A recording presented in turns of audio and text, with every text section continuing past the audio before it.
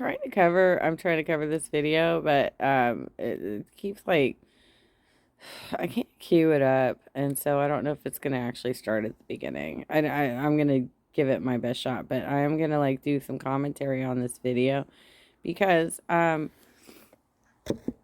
been in touch with Walker Bragman since 2016, since before Trump got elected. Probably pretty shortly after the California primary. I started following him, and we've been in touch ever since. So I'm going to interject a little bit on this. But let me see if I can pull it up to the beginning because I was I was struggling trying to get it to actually start at the beginning. Yeah, we've been having some flooding lately. Like, I'm so glad that yesterday when I was walking blocks in Laguna Beach, that we didn't have too much. We didn't have too heavy of rain flow happening. And let's turn the sound off, y'all. We didn't have too much going on until like I got home. It started raining heavier. But this is what Trabuco Canyon, Silverado Canyon, my apologies, Silverado Canyon.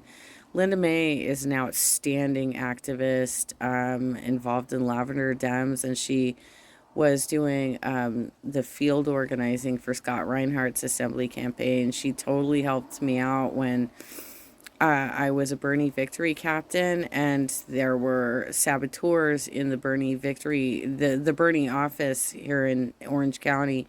They were screwing up my field canvassing operations, and she came in and saved the day and let us do like a coordinated campaign where we were walking with Scott's data and advertising both candidates. She's pretty rad, y'all.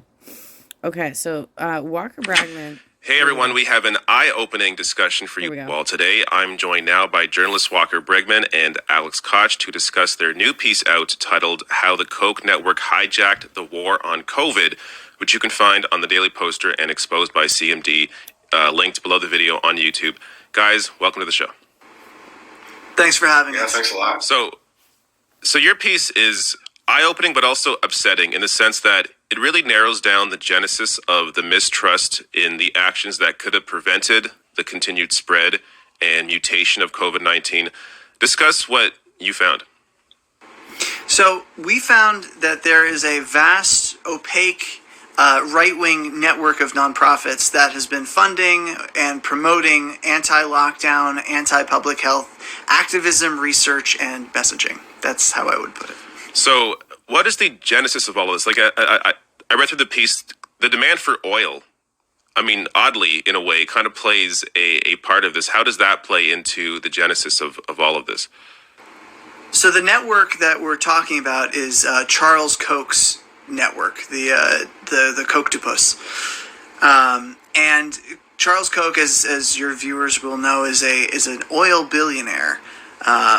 And so that's where that comes in. The price of oil, the demand for oil. Wait, Walker, maybe correct me if I'm wrong here, but aren't the Koch brothers also like super involved in like big pharma? Don't they also get involved in that area? Okay, so Walker, just to give you a little background on Walker used to, when I first met him, when I first started talking to him, he was writing for Pulse magazine. And then where did he go from there? He was covering some really good stories, and then he went. I think he got hired into the Intercept, and he once in a while he'll contact me for like Orange County knowledge. Not very often. Like I'm not that high level, but like he has contact. Like he has asked me about like local Orange because he was doing a big story. He did a big story on Kamala Harris, and she does not have the greatest of reputations in Orange County because they wanted, okay, so there was some police shootings, I think, in the Anaheim area, and they wanted Tony Rackauckus, who was the former district attorney, to get involved and investigate, and he wasn't doing it, and so they appealed to Kamala Harris, I think, and Walker, you can correct me if I'm wrong here. They wanted Kamala to get involved, and she backed up the Republican DA, and uh, the investigation didn't happen. So once in a while he'll reach out to me because I know all the players in Orange County, right? Should say, dropped in the first half of 2020, um, while the pandemic was first making its appearance in the United States, and so that's sort of when governments started implementing these public health measures. Koch and his network recognized the threat that that the pandemic in general posed to their profits, and began to act to get us back to normal as quickly as possible. So discuss some of the individuals and groups that were involved in the spread of these lies that are part of this network. Yeah, we can start from Alex. Absolutely, yeah, we can start from the sort of more traditional Koch network entities. Back in the spring and in March and April, when the virus was really first taking off in the United States, we had the American Legislative Exchange Council, which is a Koch-backed corporate front group that pushes very right-wing legislation. They came out opposing the factory and business lockdowns. We had Americans for Prosperity, which is Charles Koch's premier political advocacy group, doing the same thing and getting their constituents riled up about it. And as we progressed through the year, we saw this trio of doctors who wrote the Great Barrington Declaration, which is essentially a treatise supporting herd immunity, a policy that, had we not locked down, had we not really taken the virus seriously, would have killed millions and millions of Americans on top of the 800,000 that have already died from COVID. And what we found was That's so crazy, y'all. That's so. I mean, first of all, okay. So I mean, it's not crazy in the sense that there are villainous people in the world that actually do this bullshit to us. That's so. I mean, how is it like I was talking about the other day? There's obviously a lot of mental illness going on in the world right now, but you'd have to be mentally ill to make decisions like this that actually murder people. And that's what's happening here, and that's what they're describing. And this I mean, I just don't I can't comprehend how people would make decisions like this that actually murder people. I'm not sure if I know Alex or not. The name sounds really familiar, but I don't know if I know Alex or not. Um, Walker, though, on one of the things, okay, so Walker wrote an article, I want to say it was like 2017 or 2018. He wrote an article saying how the DNC fraud lawsuit that was being put forward by Elizabeth and Jared Beck um, was fundamentally flawed. And I think it was, I think Walker was working on his law degree or something. I think you were working on your law degree, right, at the time. And he wrote this article and he got absolutely freaking attacked by the Nico House network. This network they've been bad the entire time, y'all. They've been bad the entire time. They came after him so hard, and he and I were in DM communication, and I'm like, dude, just stand your ground, because what he wrote was correct. They had a faulty premise for that lawsuit. It wasn't going to advance. Yeah, we were in a shitty situation with the way that the DNC behaved during the 2016 election, but it there was a faulty premise for bringing that lawsuit forward, and it was going to go nowhere, and it did go nowhere, and he correctly predicted that, and he took a lot of heat for being honest about it. This is one of the reasons, even though I don't always agree with him, that I still am in touch with him and respect him, because he stands on his own principles. Like he's real about he's real. This Great Barrington Declaration was actually incubated at a research group called the American Institute for Economic Research, also funded in part with Charles Koch Foundation money. And so we're going to call them AIER. What they did was they kind of mainstreamed the Great Barrington Declaration. They hosted the authors at a conference, and they created the website for the Great Barrington Declaration. And ever since, they've been promoting it and promoting those fringe doctors who somehow think that just everyone getting the virus and killing off the people who are most vulnerable is a good idea.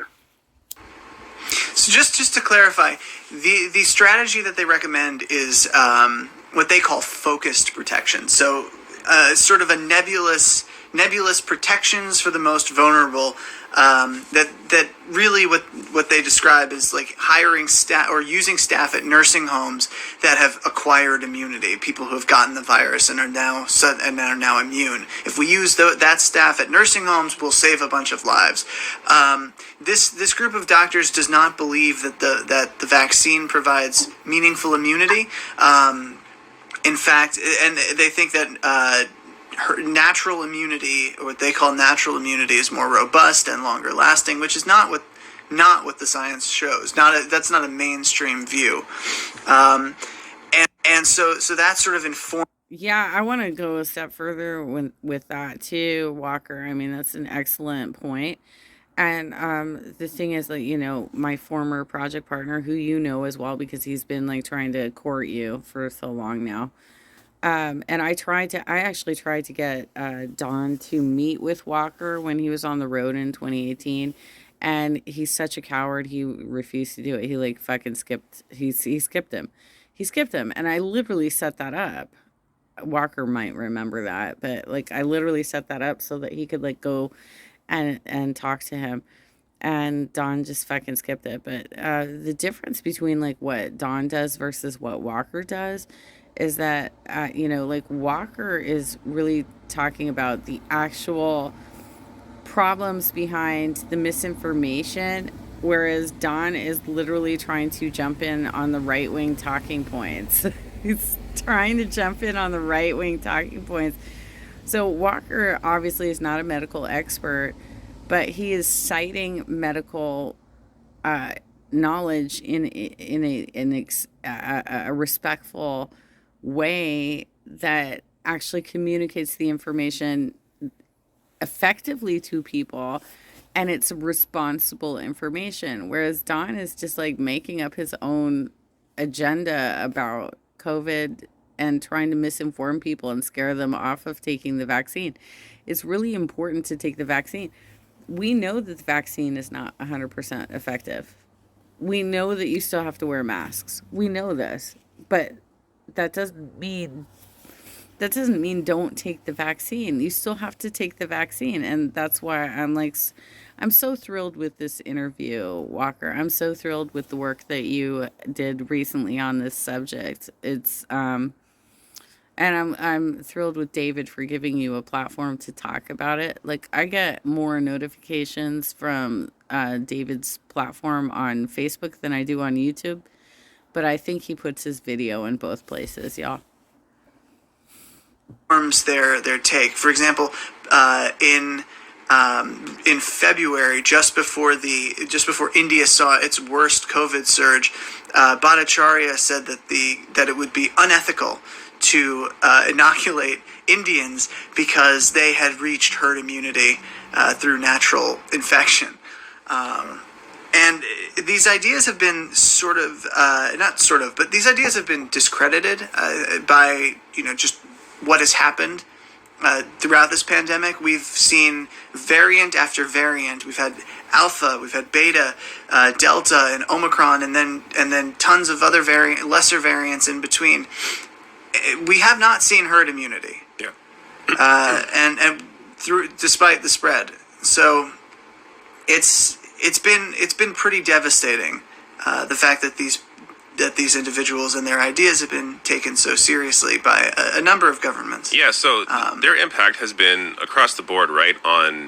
Masks, vaccine mandates, contact tracing, lockdowns, and not just in America, as you mentioned. I mean, worldwide, governments, lawmakers all across the world have taken on this. Sweden, the UK, yeah, Yeah. So and definitely in the US. yeah. So I mean, this should help.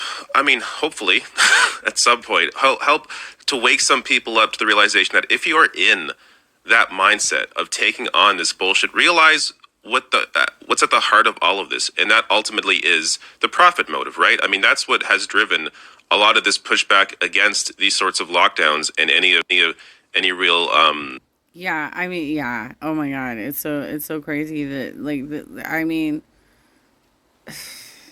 when has there ever been? I don't know.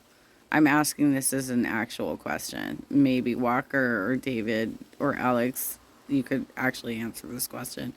Has there ever been another point in history where the world has faced a pandemic and hasn't realized that, okay, we need to get rid of this pandemic because it's happening now? Obviously, they're like, oh, well, we're just going to live with this and not live with it. Obviously, we're going to die from this. And it's profitable. How the hell is that even fucking profitable? I don't know what they're thinking. It doesn't seem to make any sense to. I don't know. I don't know. I mean, like they have for the last couple of decades or 3 decades or whatever, kind of like been like, hey, our population's getting too large. Maybe that's where we're going here. I don't know. actions taken against the control of the spread of COVID-19, because ultimately that impacts those at the top of these companies at the top of society. So it's not just the profit motive. I would also add that there's an ideological aspect to this as well that is sort of indirectly related to profits. If government were to do the things that it should have done, pay people to stay home, mandate paid sick leave, provide hazard pay to essential workers, ventilate buildings, all of that stuff, you prove that government can do things for people. And that undercuts the entire ideological basis for the Tea Party movement, for Charles Koch's vision of what government should be. That, which is in line with Ronald Reagan's 9 most terrifying words. 9 most terrifying words in the English language are, "I'm from the government and I'm here to help." Well, what happens when government starts paying people $2,000 every month to stay home so they don't have to risk their health to survive? And people realize, well, I'm making more than I did at my job, and I'm able to pursue other things. Like, that undercuts it. It shows that the most terrifying words actually are, "I'm from the government and you're on your own." Yeah. So I think that's a factor as well. That's a great point. So, reading through this, a lot of it, I guess, isn't really surprising to see that a lot of this has been generated by Koch and their connected and their network work. But what's surprising? Yeah, I'm gonna dive into that a little bit more too, Walker. Since I've been canvassing in Laguna Beach and Glendale, oftentimes the Republican argument against raising the minimum wage for hotel employees, they start diving into this whole, yeah, well, I don't want to. Oh, and the other one we're doing is like a pandemic relief fund at the California state level. And a lot of these jackasses want to know whether or not that means we're going to give out like money to people. It's pretty much focused on PPE and test kits. That we just don't want to be a political football again, depending on who's in the White House, and be able to, we're the 5th largest economy. We should be able to have our own autonomous response. We have the money. We should do it, right? But these jokers are just they're so anti giving money to people to survive a pandemic. And I mean, your point is well taken that, sometimes you got to do that.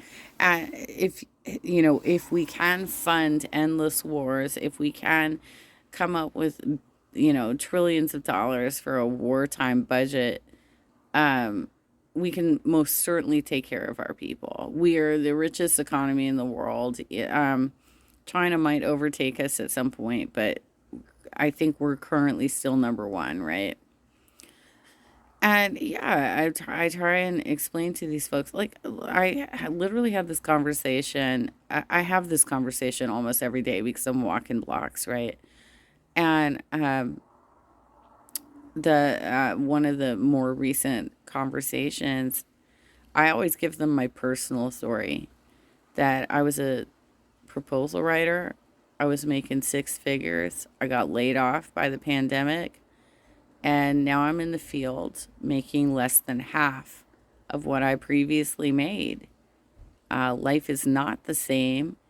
And we do need to figure out like how to deal with this because they're under the assumption that people are lazy and don't want to go to back to work. No, it's not that people don't want to go back to work. They don't want to go back to dangerous work. They don't want to be put in a situation where their life is on the line just to make a paycheck.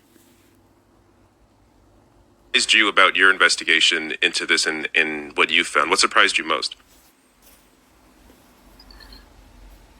Well, I think Walker can talk about a person who he's surprised about. But if I could just add first that it's important for your viewers to know that Charles Koch, the CEO of Koch Industries, his late brother David, and many of their right-wing, extremely wealthy compatriots have built up this libertarian network over 50 years, and so they're able to activate it whenever there's something that they want to change comes up. So, right when the pandemic hit in March of 2020, immediately, we had, academics at the lowest level. We had think tanks right above them. We had the grassroots or faux grassroots kind of state-based groups. We had the National Coordinating Group, which is Americans for Prosperity. And then we had the right-wing media, which kind of is a propaganda arm of this network, all activated immediately going against the lockdowns when we didn't even know anything about the virus. And then a year and a half later, almost 2 years later, I should say, this Great Barrington Treatise is proven even more wrong than before when there was less was known about it in the fall of last year. And so, okay, I will. I'm gonna drop you the link if you want to watch this whole thing. And I have a follow up question for Walker. Where okay, so we know you did your research here. You came out with a great article. You got a great interview with David Dole here. Where does the Jimmy Dore, Convo Couch, Nico House, and all their underlings network fall into this whole, because obviously they're all pushing the same messaging and Don Ford's trying to jump on board with it too. What is their connection to the GOP? That's my question for you, because clearly they are doing the bidding of the Kochs. That's your research, right? So the Kochs are behind this. Where does that network fall? Because I know Peter Thiel was giving money out to do this type of disruption, and he was giving money to Ro Khanna, and he even gave money to Gavin Newsom, y'all. So where go? I'd like to see. I mean, because this is some great investigative journalism. I'd like to see you go further with this, Walker. And tell us like how these underling networks are involved, because clearly they're involved. Clearly they are involved. So tell me more, and I'll drop the link for y'all.